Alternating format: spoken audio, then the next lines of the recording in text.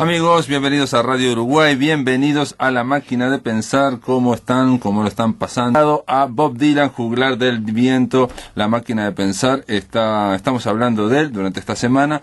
Comenzamos en la audición, como dicen la gente antigua, la audición de hoy, escuchándolo a Bob Dylan en una entrevista en la televisión.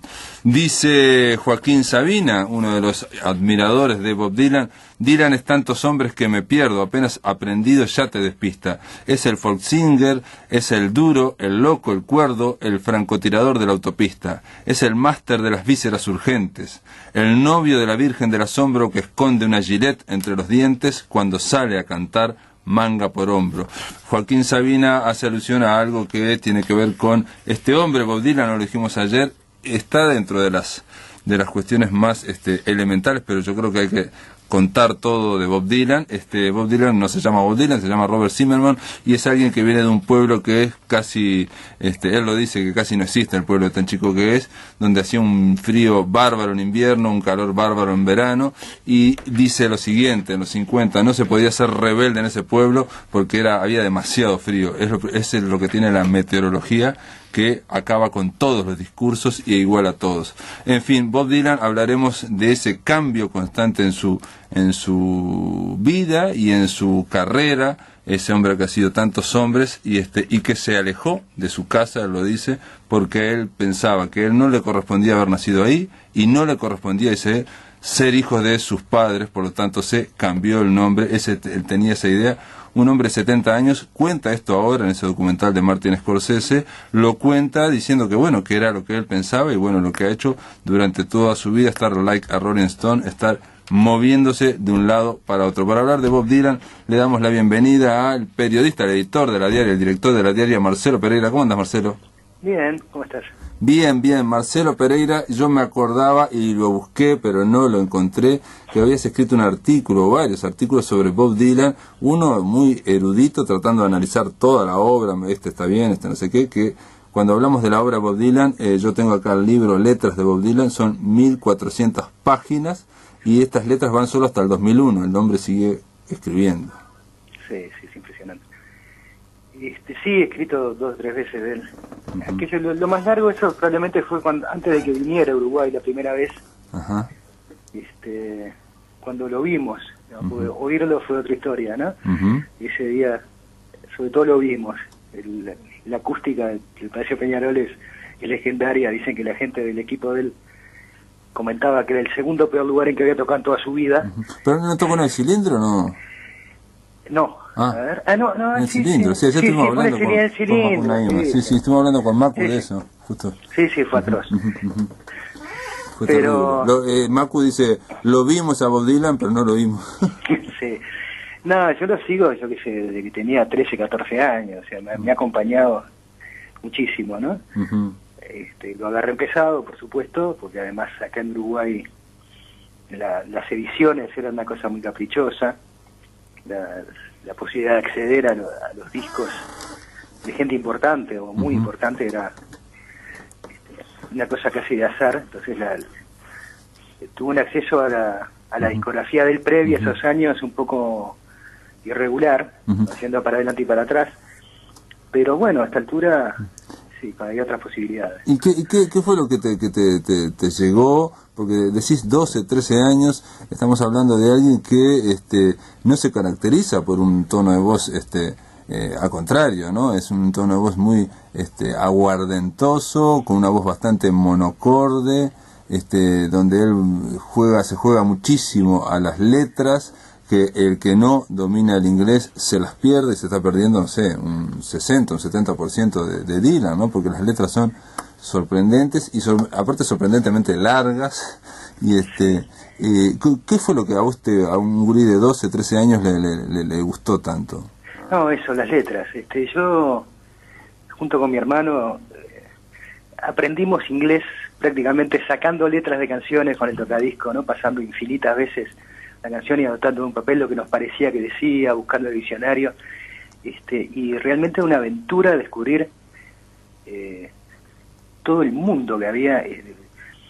O sea, el tema de la voz, ya cuando yo lo empiezo a escuchar, a principios de los 70, digamos, el aporte de él fundar un espacio para la gente que no tenía una voz ortodoxa, ya estaba consolidado, ¿no? Claro. O sea, yo a esa edad ya había una cantidad de gente que había entrado por esa puerta que abrió él unos cuantos años antes, de que se podía cantar con esa voz, o con voces peores, pero el tema de las letras fue una cosa así fascinante.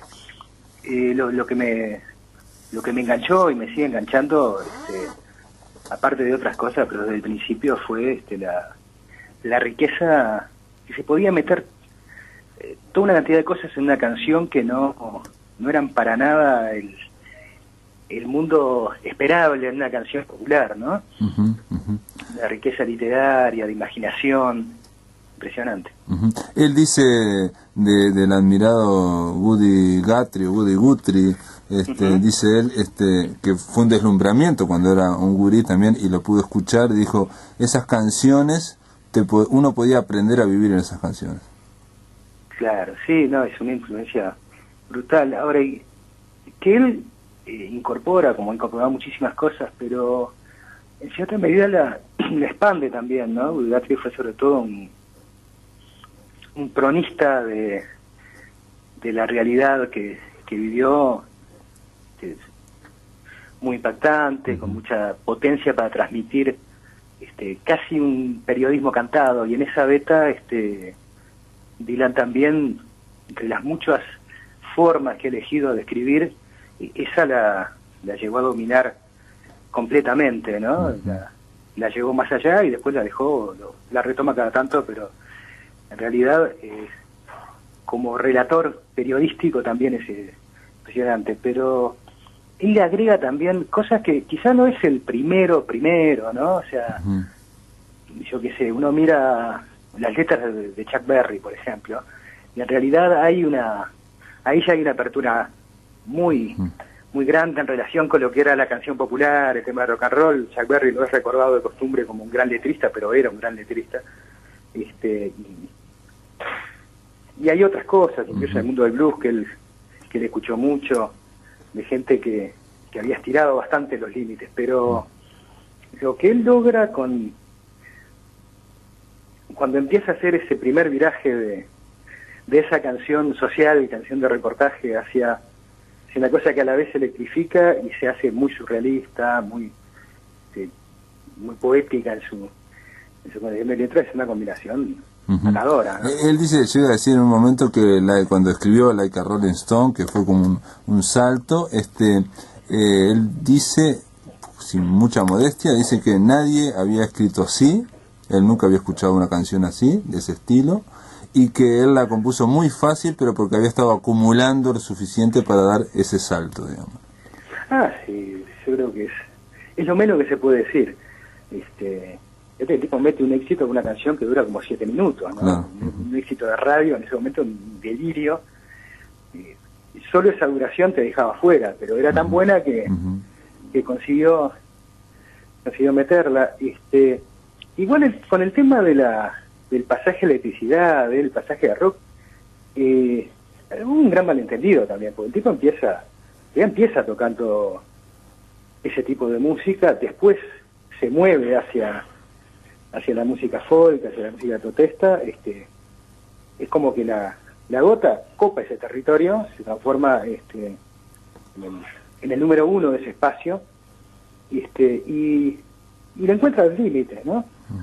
Llega un momento en que él realmente también decide separarse de eso, que hizo bastante escándalo en su momento, pero yo creo que mirando en retrospectiva es evidente que hizo bien, ¿no? Ese era un espacio de la canción protesta universitaria, un público universitario de esa época, que también el redescubrimiento de los viejos cruceros, y tenía un límite muy acotado. Incluso había gente que consideraba que lo que realmente estaba bien en ese ámbito era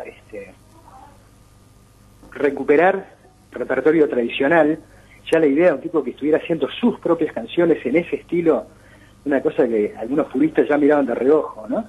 Le quedó bastante chico. En 2, 3 discos es como que hace todo lo que se puede hacer con ese formato, y sigue para adelante.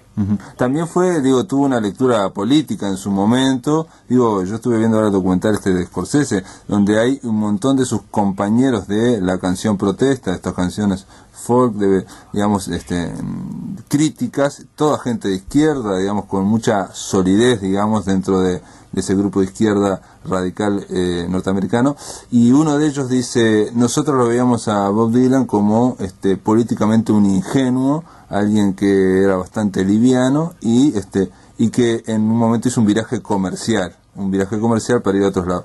Y dice el tipo que no recuerdo el nombre, pero es un gran compositor, pasada las 40 años, quizás él era más sofisticado que nosotros. Y sí, porque en realidad si uno revisa lo que es aquella producción de Sol de Protesta en torno a la figura de Pete Seeger y gente así, es una cosa muy bien hecha, pero que, digamos, el adjetivo ingenuo no sé a quién se aplica más, ¿no? Era una cosa muy cuadradita en su visión política, muy enganchada, por supuesto, con un momento de efervescencia, de lucha por derechos civiles en Estados Unidos, pero también con una concepción de la política muy acotada. Yo creo que lo que sigue haciendo Dylan por muchos años, cuando hace esa primera ruptura de las muchas que tuvo en su vida, sigue siendo también un aporte político en otro sentido, ¿no? En el sentido de que en realidad crea espacio de libertad, que es lo que la política quizás tendría que hacer de costumbre, ¿no? Sí, aquí uno de ellos, otro, no recuerdo el nombre, dice: lo acusamos nosotros en un momento de dejar lo social o lo político y dedicarse no solo a lo comercial, sino a lo intimista. Y este tipo dice, en perspectiva, viéndolo, él no estaba haciendo cosas melosas o empalagosas, sino que estaba buscando otro camino. Digamos que todos esos amigos de esa primera época como que lo han, no sé si perdonado, porque no cabe la expresión, pero bueno, la cuestión es que Bob Dylan se metió, hizo todo un discurso social, rebelde, político, después cerró la puerta y se fue. Cerró la puerta y se fue, y además la gente que lo había visto un poco como el muchacho que había pasado al frente de todos ellos, y que por lo tanto iba a seguir marcándole ese rumbo a todos, a gente mayor que él, bueno, estaba de paso, ¿no? Entonces se sintieron un poco traicionados probablemente. Por ejemplo, Joan Baez, disculpame te interrumpo, pero Joan Baez, que la compañera y que sí tuvo otra actitud, dice: han pasado 30 años, dice el documental, ¿no? Y cuando hacemos una marcha hasta el día de hoy, ¿no? Cuando hay algo, una movilización, todavía hay gente que me dice: qué bueno estaría si viniera Bob, ¿no? Y ella dice: nunca, ni en las grandes marchas, nunca estuvo Bob Dylan, porque Bob Dylan no iba a las marchas. No iba a las marchas, pero está esa idea de que él estuvo muy... sin embargo, cuando Martin Luther King hace su célebre, ¿no?, la marcha sobre Washington y hace su célebre discurso, el que estaba al lado era el flaquito de 19 años, era Bob Dylan. Sí, Joan Baez todavía en el 71, cuando empieza a hacer sus canciones, va pasando de intérprete a compositor, y por cierto, muy bien, le dedica algunas canciones, pidiéndole que vuelva, ¿no? Sí. Hay una, me acuerdo, en un disco que se llama Come From The Shadows, que se llama To Bobby directamente, bueno. Pero unos añitos después, ya ella misma también sigue haciendo otras canciones para Dylan, porque la relación de ellos es extremadamente larga y complicada, que ya, en definitiva, si le reprocha algo, está mucho más en el terreno de la relación personal entre ellos que por ese lado. Claro. Pero digo, no sé, volviendo a eso de esa primera impresión, es esa sensación, ¿no? Un tipo que transmitía una cantidad de posibilidades nuevas, una libertad enorme y una calidad grandísima, además, para poner eso en palabras, ¿no? Eso fue lo que a mí me sedujo. O sea que obviamente, digo, como vos te sedujo más bien el tema, digamos, el peso de la letra. Estoy pensando en algo que no tiene absolutamente nada que ver, pero Georges Brassens también era alguien que parecía un poco limitado, pero se apoyaba mucho en las letras. Sí, que yo también era gran fan. Más o menos a la misma edad lo empecé a descubrir. Sí, yo siempre he tenido una debilidad por el letrista. Será porque me daba desde chico por el lado de la palabra, pero... Y bueno, y después he seguido, como tantos fans, a más distancia, por supuesto, y sin la posibilidad de hacer otra cosa, escuchar discos, siguiendo los vericuetos que ha tenido su vida y sus mutaciones, ¿no? Con periodos realmente desconcertantes, aquello de a principios de los 80, con esa conversión a un cristianismo muy fundamentalista,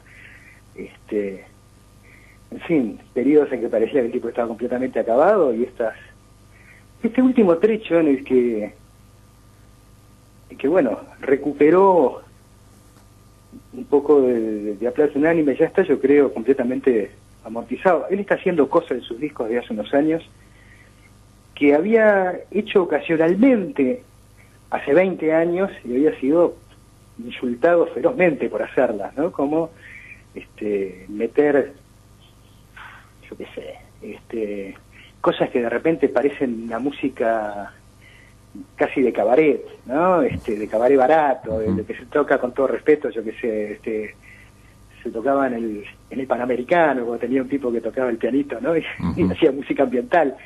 Ese tipo de cosas, él en algunos momentos de su trayectoria las hizo en los discos y bueno, dijeron de todo, ¿no? Ahora se está haciendo y ya nadie dice nada, dice, bueno, está bien, el tipo, que haga lo que quiera.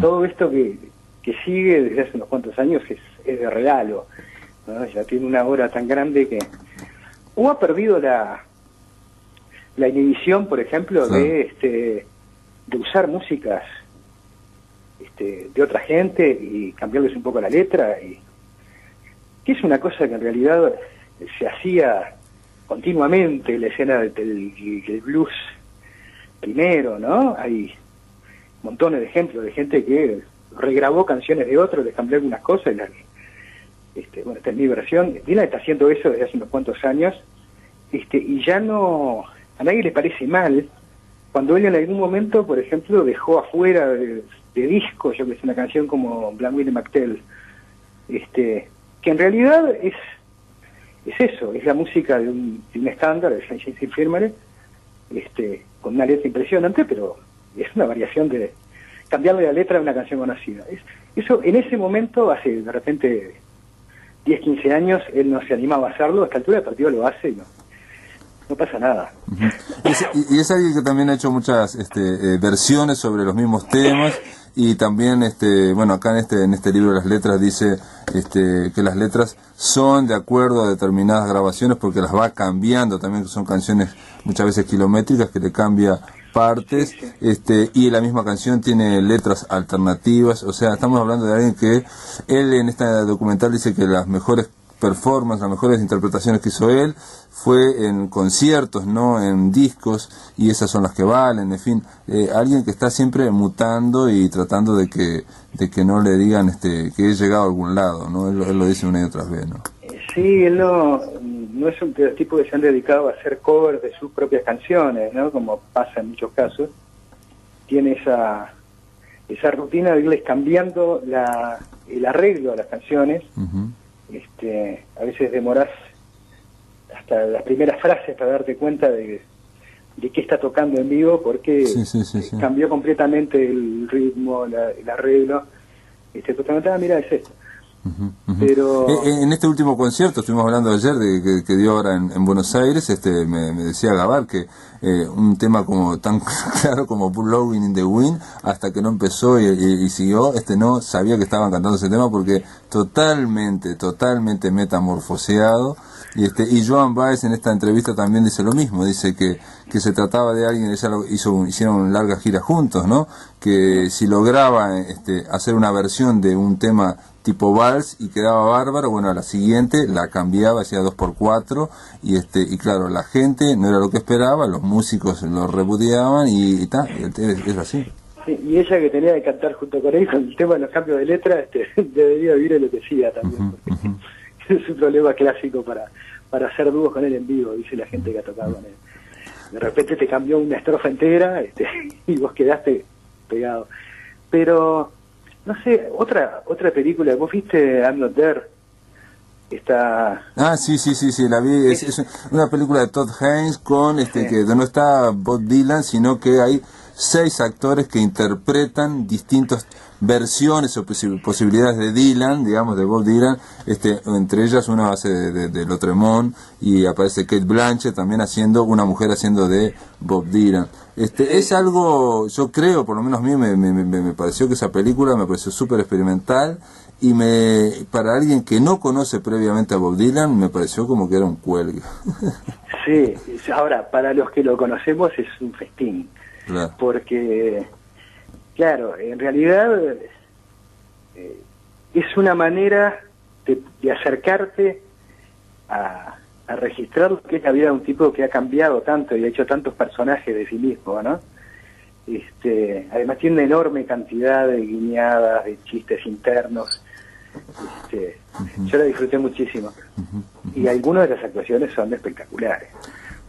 Además, bueno, esta mujer cuando realmente es brutal cómo agarra la época que le toca hacer. Vos ves las filmaciones de Dylan y realmente tiene todos los movimientos, los gestos, pero no sé, Eso ya es algo, digo, que quizá no lo hemos dicho, digo, supongo que durante la semana lo diremos.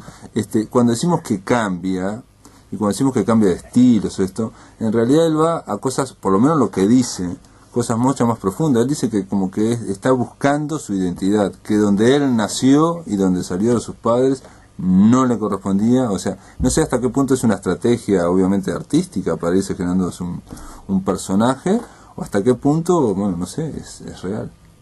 sí, hay gente que, digamos, gente relativamente o muy importante, siempre relativamente, como Nick Cohn, yo que sé, crítico de música, que dicen que ellos opinan que en realidad Bob Dylan es ante todo un gran publicista de sí mismo, ¿no? Ajá, mirá vos. Yo creo que es muy mezquina la valoración, pero en todo caso es cierto que él contribuye muchísimo a definir como una manera de ser estrella de rock, que es el molde para mucha gente después, ¿no?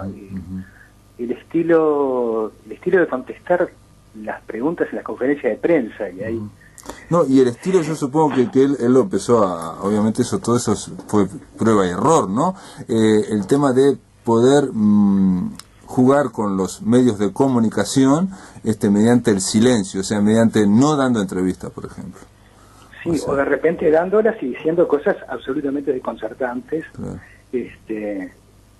Que no sabes si se le está tomando el pelo directamente a todos los periodistas, si está tratando de encontrarle algún sentido interesante, algo que era una rutina, sino insoportable, de estar contestando lo mismo en todas partes, Claro. Pero con un sentido del humor muy muy extraño a veces. Sí, Pero además, claro, es un tipo que no sé, hay sitios de internet en que vos tenés literalmente decenas de miles de mensajes en discusiones para interpretar, no sé, cada una de estas canciones.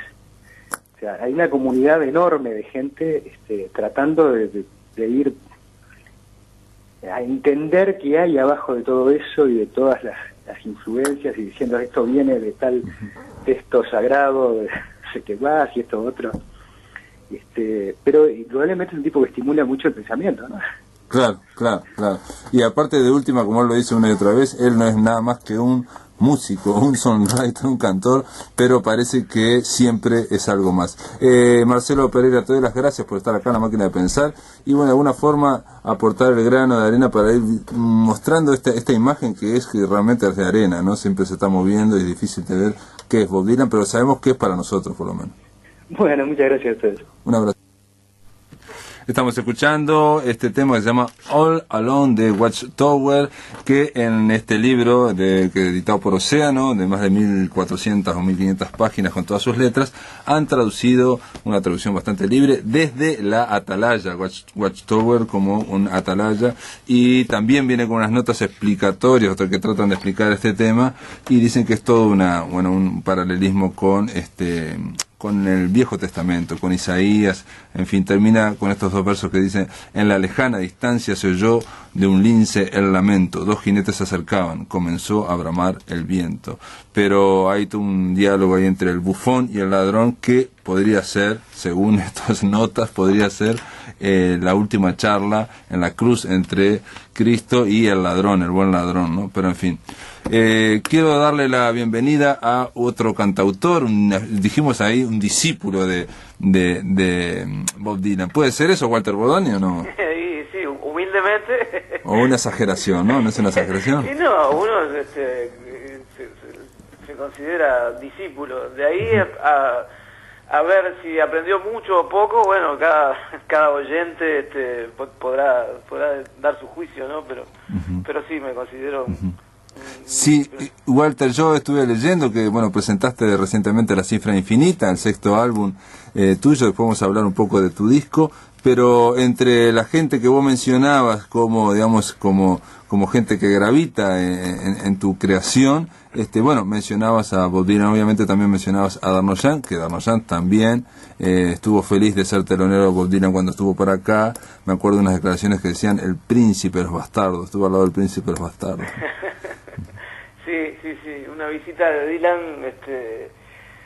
un poco tristemente recordada, porque sí. el show fue en el Cilindro, ¿no? Sí. Y realmente lo del Darno se escuchó bastante bien porque era una cosa con menos elementos, ¿viste? El Darno lo acompañaban dos guitarristas nada más en ese momento, pero el show de Dylan, que tampoco era una gran parafernalia, pero nomás había bajo y batería, ¿viste? Y bueno, la acústica del Cilindro realmente siempre fue terrible, ¿no? Y dicen que Dylan declaró que era de los peores conciertos que recordaba de toda su carrera, y se había juramentado no volver. Esperemos que se haya olvidado, o si no, bueno, lo podemos convencer avisándole que el Cilindro se cayó, ¿no? Se cayó, claro, que no va a volver al Cilindro. Al Cilindro seguro que no va a volver. Seguro, porque estuvo hace poco en Buenos Aires, hasta fines de abril, estuvo dando 4 o 5 recitales. Sí, se fueron agregando funciones, sí. Walter, ¿y vos cómo es la primera vez que lo escuchaste? ¿Te acordás? ¿Cómo fue el impacto? ¿Por qué crees que ocurrió ese impacto? Y mirá, llegué a Dylan, era bastante güey, tendría 14, 15 años por ahí, y llegué, como dice Sábato, que un libro te lleva a otro libro, y yo creo que es tal cual así, y bueno, también un disco te lleva a otro disco, un artista te lleva a otro artista, ¿no? Y bueno, yo era muy fanático de los Beatles, escuchaba bastante música progresiva también, y naturalmente eso, en algún momento, leyendo declaraciones de uno de otro, todo el mundo, que músicos que a mí me interesaban, mencionaban a Dylan como influencia, ¿no? Incluso los propios Beatles. Lennon asumía que tuvo un periodo dilaniano, ¿no? Y después Lennon varias veces, incluso en una canción llegó a decir que él no creía en Zimmerman. Ya, no creo en Zimmerman. Sí. O en una documental también él habla constantemente a la cámara, está diciendo que Zimmerman dice esto, Zimmerman dice lo otro. O sea, jamás lo menciona como Bob Dylan, sino por su verdadero nombre, Zimmerman. Es cierto, sí.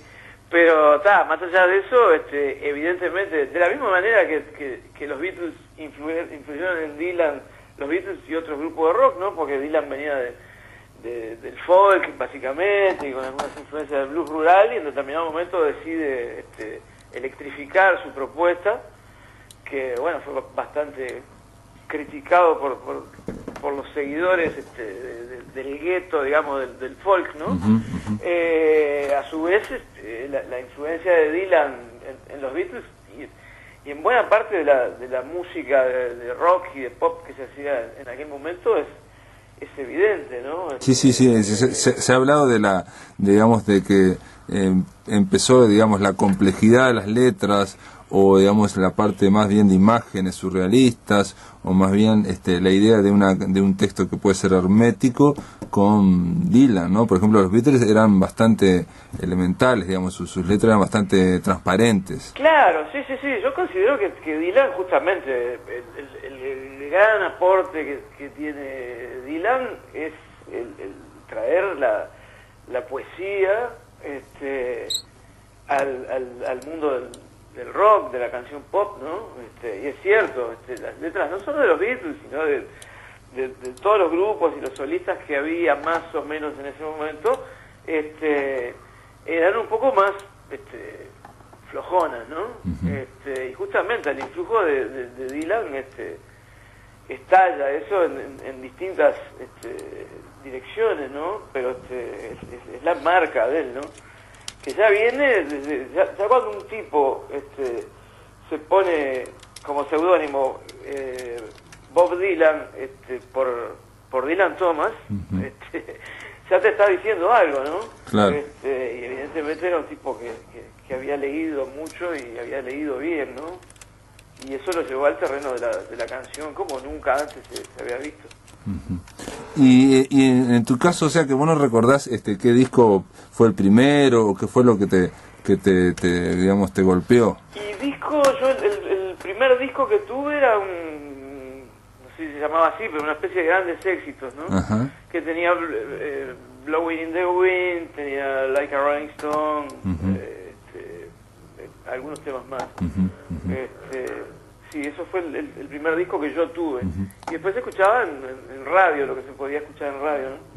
Walter, por último, y después vamos a la pausa, vos en tu blog te autodefinís como trovador, como songwriter, algo que me interesa un poco definir, aunque sean 2 minutos.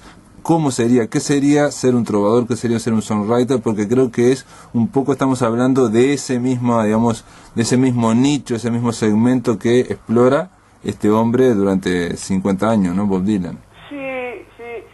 Y el trovador yo considero que a alguna gente le suena como una cosa como medio petulante, de decir, este tipo dice que es un trovador.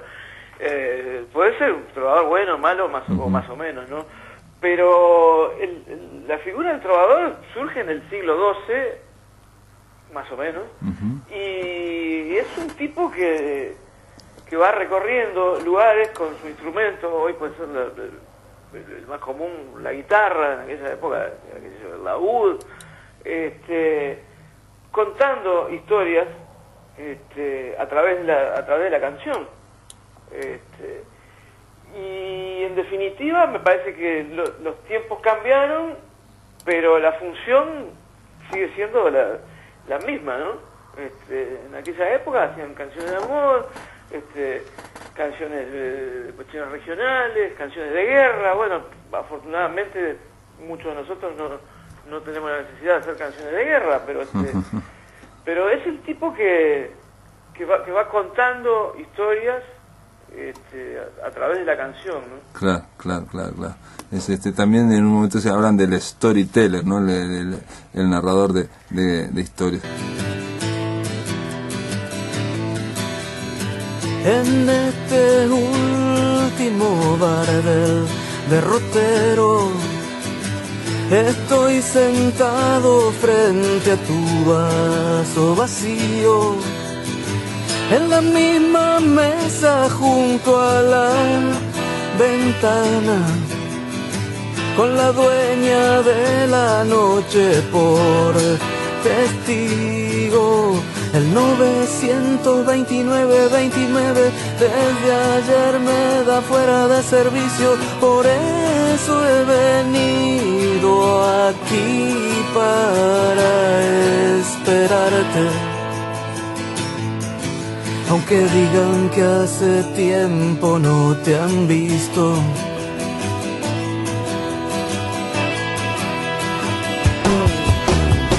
y estás ahí escondido en tu bufanda, ilusionista sonriéndome en silencio.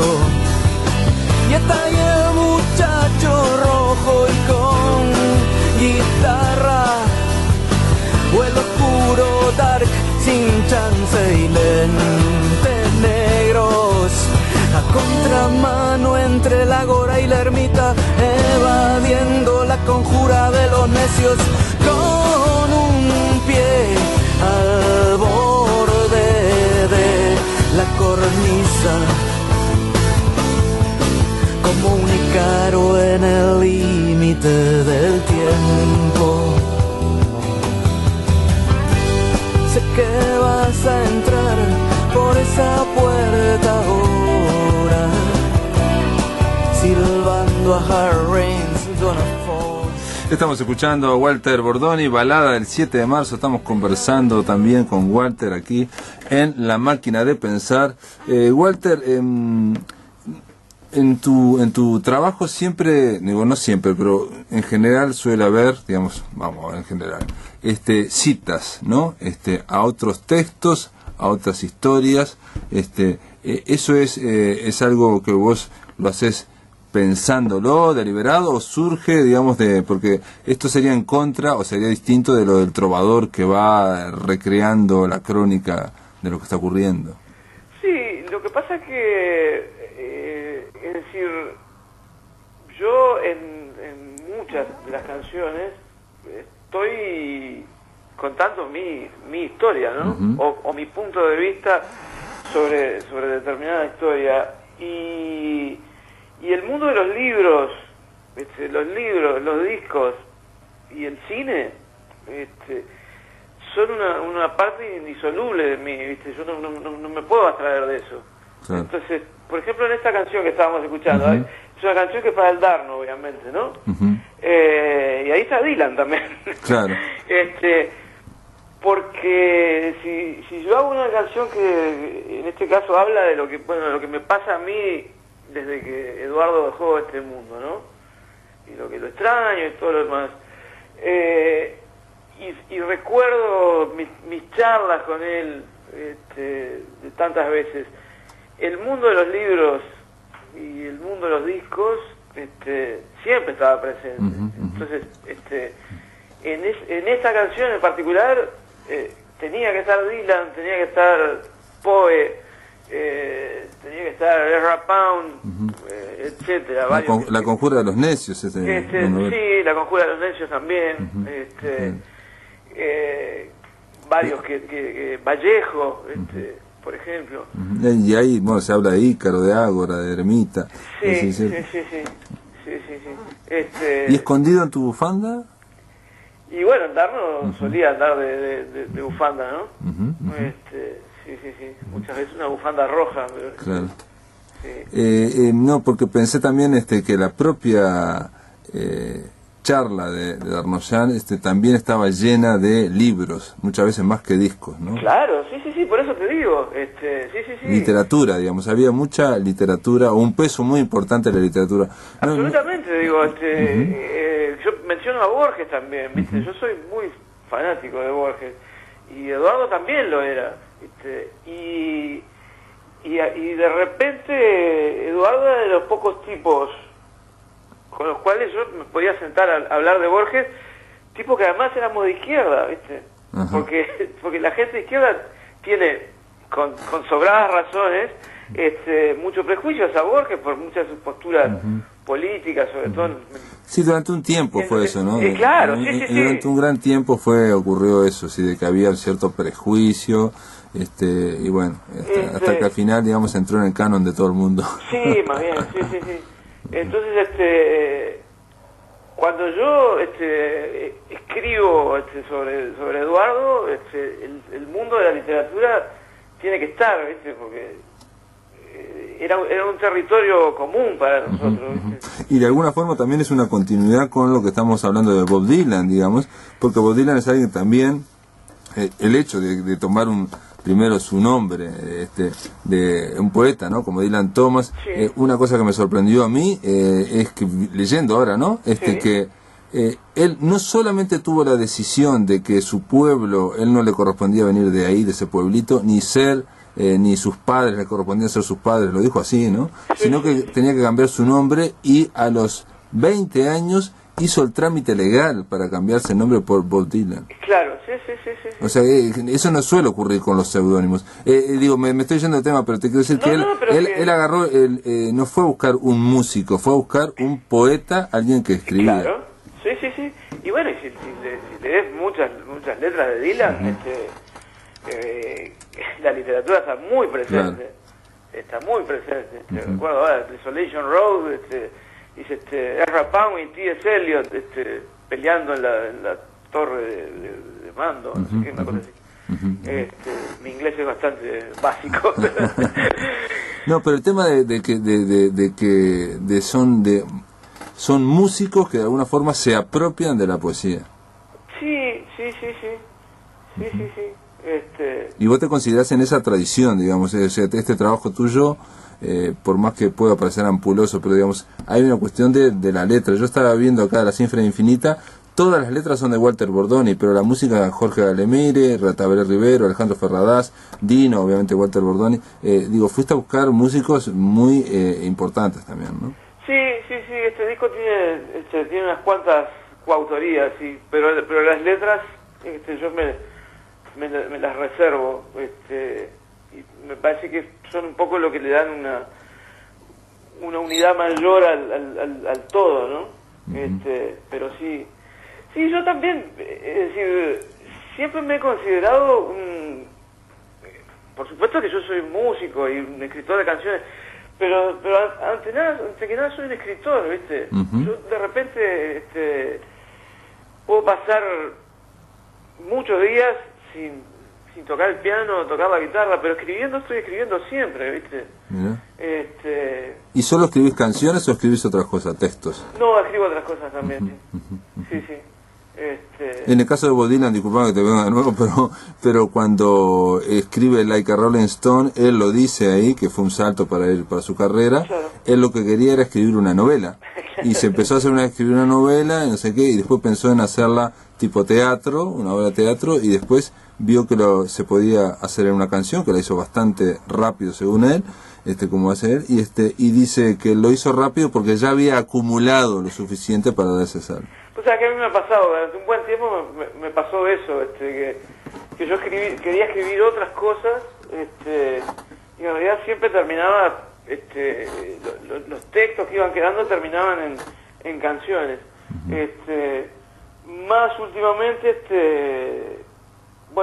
hice un taller de escritura, el taller de Mario Lebrero. ¿Estuviste con el Lebrero, no? Sí, en realidad no estuve con el Lebrero, Lebrero ya estaba fallecido, hice su taller virtual. Con Gabriela Neto. Con Gabriela, sí. Y a partir de ahí como que agarré un poquito más de elementos como para escribir otras cosas y bueno, terminé un libro de cuentos ahí que...